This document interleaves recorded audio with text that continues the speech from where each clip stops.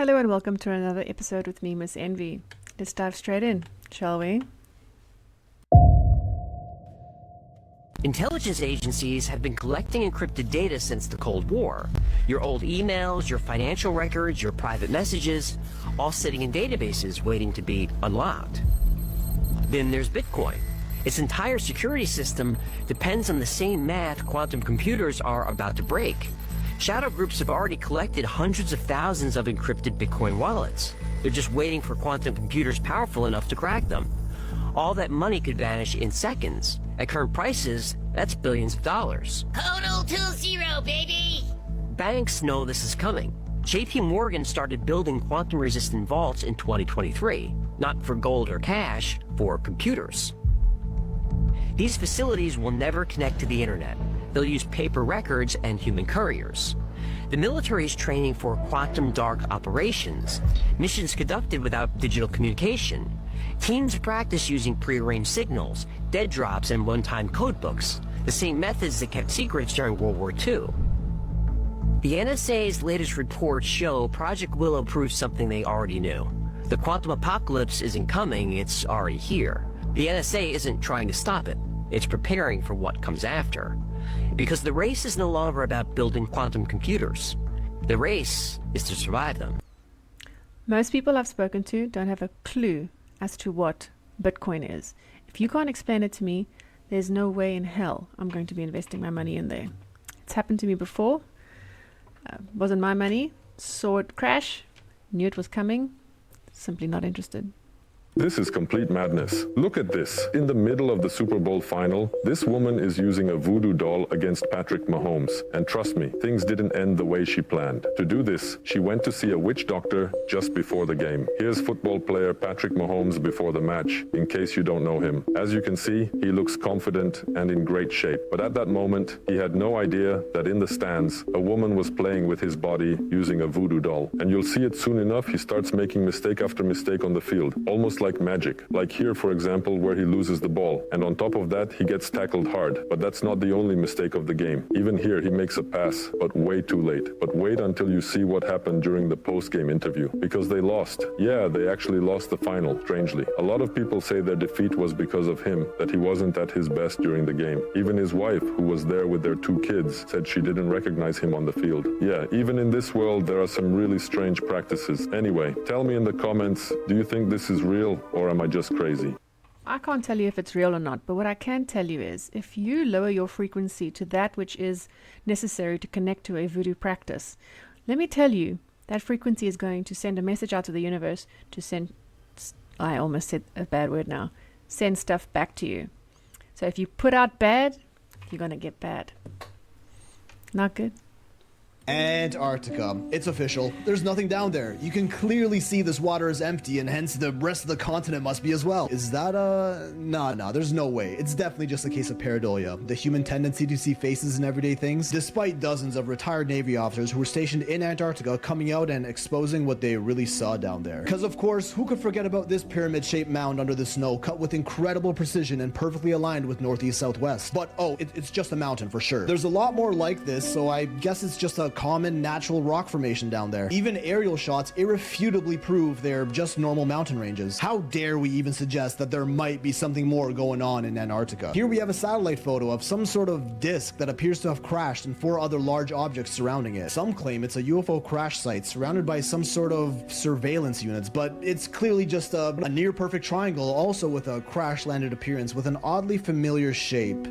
Nah, there's no way. Yet another disc shape up in the Antarctic mountains, and yeah, rocks, definitely, 100%. Interesting that the 1946 Operation High Jump in Antarctica was rumored to have ended early due to flying disc-shaped crafts scaring the Navy out of the area. 14 years later, the Antarctic Treaty is signed, heavily restricting exploration of the continent. This strange, long shape under the snow, another seemingly crash-landy looking site in an oddly similar shape as Oumuamua, a rumored derelict spacecraft that passed through our solar system in 2017 and was later dismissed as just being being an asteroid, despite it having almost no characteristics of an asteroid, but I'll cover that another time. To be fair, this one may have just been a boulder that rolled down a nearby cliff. Hey, we just debunked that bit. But some of these other satellite finds are a little less explainable. Like, why are there over 60 monolithic objects lined up deep in the snow in a place that has allegedly never hosted intelligent life? Even more structures in the snow up to 70 feet tall that almost resemble buildings of sorts. And another, even more interesting, triangular shaped structure nearby with a similar height. And of course, the holes. Oh, the holes. Reports of holes everywhere across the South Pole. Like in 2007, Google Earth revealed a 250-foot wide hole with what looks like stairs leading into it. A few months later, it disappears from satellite view. Then in 2019, it reappears but looks totally botched and in lower quality than the image from 10 years ago. But my friends, as we know, that's barely even the tip of the tip. There have been just countless reports of holes in Antarctica heading deep beneath the surface. There's the story in Richard Byrd's diary of the glimmering underground city he flew into in 1946 that I covered in a previous video. Then a retired Navy SEAL who goes by the name Brian spoke out about a mission he went on in Antarctica in the 1980s. While flying over a no-fly zone, he saw a 300-foot wide hole in the ice with tracks around the area leading into the hole. When he got back to his station, an officer and two men in suits interrogated him about the no-fly zone violation. The men in suits tell him to never talk about that hole again and to never go back. A few months later, he's told to fly scientists to the Dome, which was a known research station back then. There, he overheard people talking about the hole, saying they're going there to meet visitors. It seemed to me they were talking about like an extraterrestrial or an alien,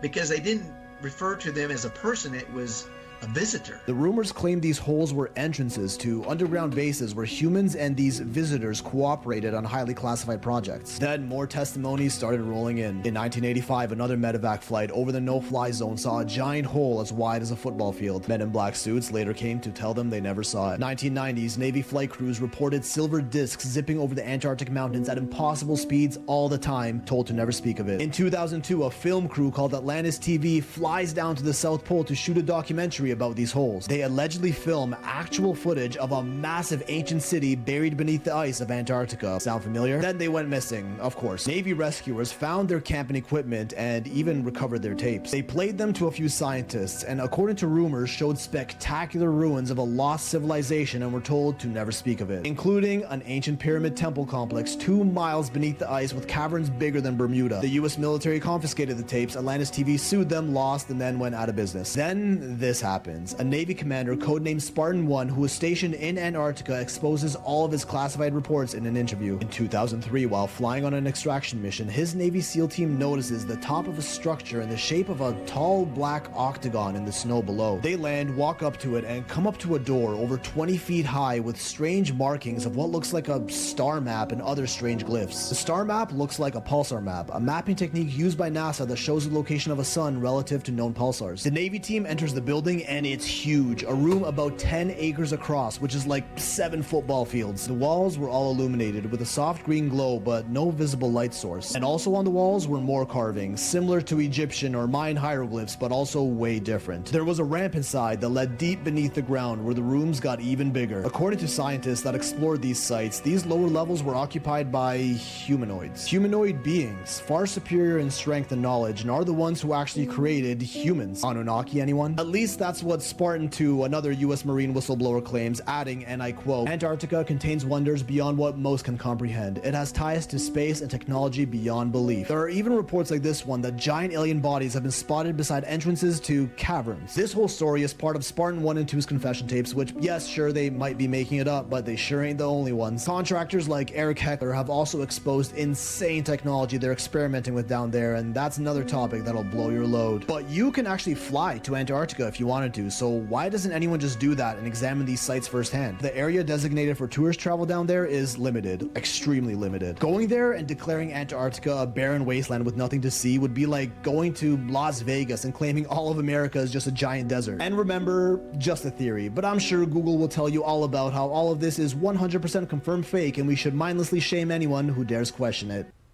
Oh, if that's the case, if it's really fake, then why is no one ever allowed to go there? And why is there so much evidence that something is definitely going on there? Your child is not a blank slate on which you get to write.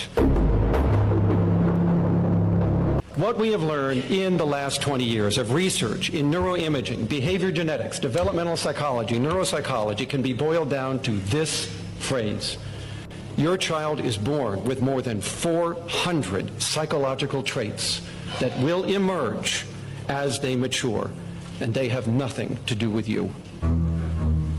So the idea that you are going to engineer personalities and IQ and academic achievement skills and all these other things just isn't true. Your child is not a blank slate on which you get to write. Your child is a genetic mosaic of your extended family, which means this is a unique combination of the traits that run in your family line. I like the shepherd view. You are a shepherd. You don't design the sheep. So I would rather that you stop thinking yourself as an engineer and step back and say, I am a shepherd to a unique individual. Shepherds are powerful people. They pick the pastures in which the sheep will graze and develop and grow. They determine whether they're appropriately nourished. They determine whether they're protected from harm. The environment is important, but it doesn't design the sheep. No shepherd is going to turn a sheep into a dog. Ain't going to happen, right? And yet that is what we see parents trying to do all the time. Give me a moment. Yes. That's fantastic. I downloaded this video, only seeing half of it, didn't realize it was going to get so amazing towards the end. But it's true. Our kids are not a carbon copy of us. If that's the case, the world would be full of copies, clones. Our kids are there for us to guide, not to rule. Awesome video.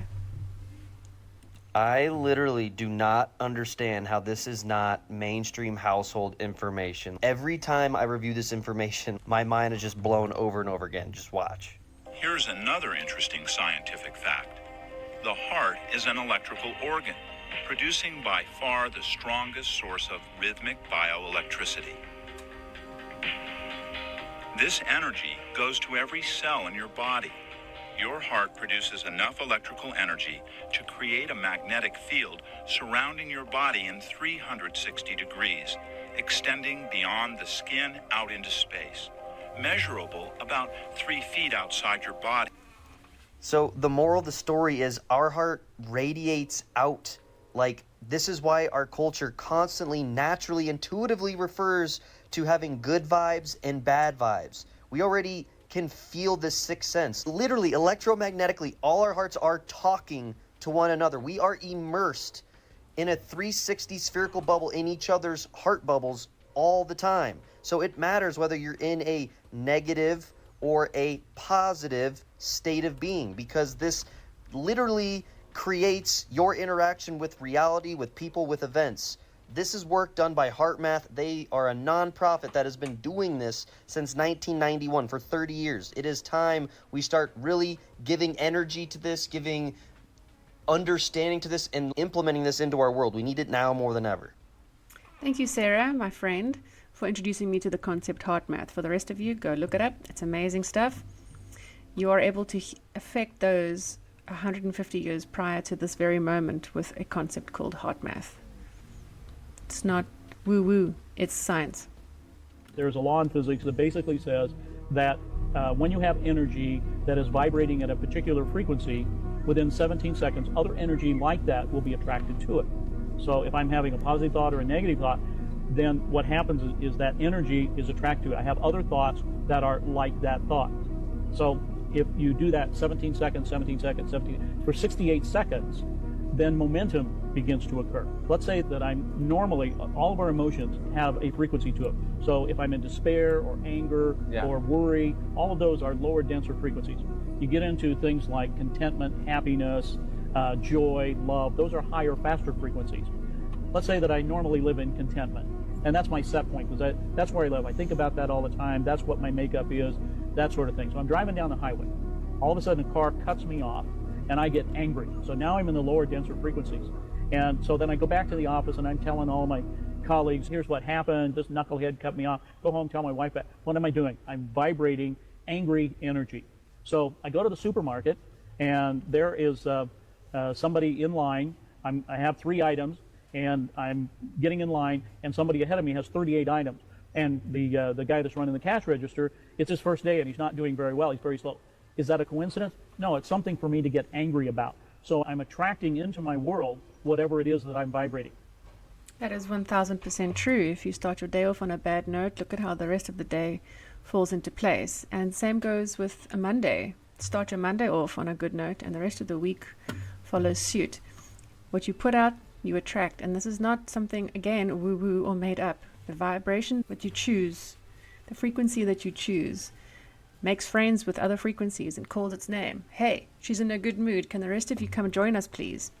It's as simple as that. It's really not that hard to grasp. Anybody can go back to the 1900s and look at all the mental asylums. And this is interesting. These buildings are absolutely massive and they have like thousands of rooms. So then you start to wonder, why would someone build a mental asylum that large? Imagine the resources it would take. And especially because around the 1900s, you see people building little houses that are like wooden shacks. They're all like little wooden shacks all over because they're trying to build something. Then you have these huge mental asylums where they were locking up people who went against the narrative. That's what those were used for.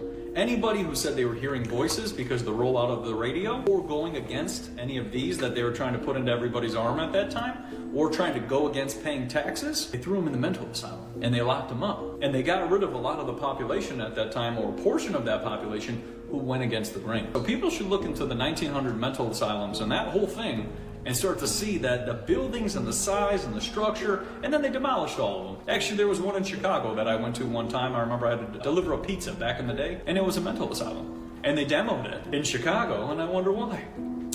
Gotta get rid of the history. Notice how those buildings look like school buildings. This is the terrifying truth behind the Teletubbies. The real story of the Teletubbies comes from an old mental hospital in Sofia, Bulgaria, in the year 1960. In this hospital, there was a group of 4 children with quite strange conditions. Lala had a disorder that made her smile all the time. She always stayed alone in her room in the hospital, so her skin turned yellow because she was not exposed to the sun.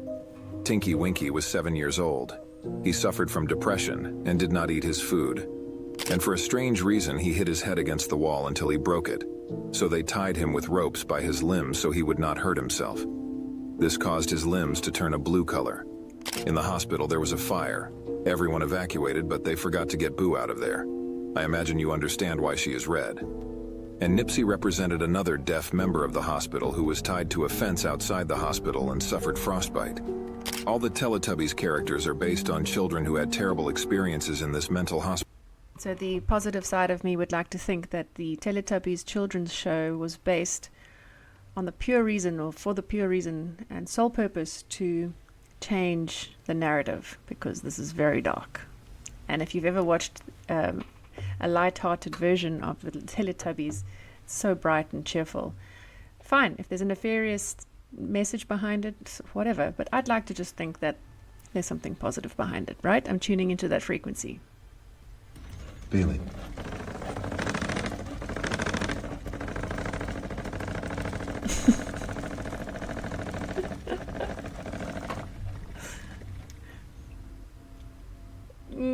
That's like me at a restaurant when I've ordered my food and I can't wait for it to arrive. Yeah. All right, guys, we've made it to the end of another one. Thank you so much for joining me again. If you made it to the end, I thank you from the bottom of my heart. Please don't forget to like, share, and subscribe. Yes, Dad, I have to say that, as annoying as it is, but if I don't say that, people won't do that.